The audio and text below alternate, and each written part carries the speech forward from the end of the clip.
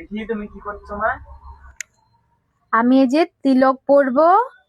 আজকে 1 জানুয়ারি আমাদের গোপালদেরকে নিয়ে পিকনিক হবে, আর এই কারণে আমি আজকে তিলক সেবা করব। এই যে তিলক, সবাই বলো রাধে রাধে। আজকে আমি তিলক পরছি।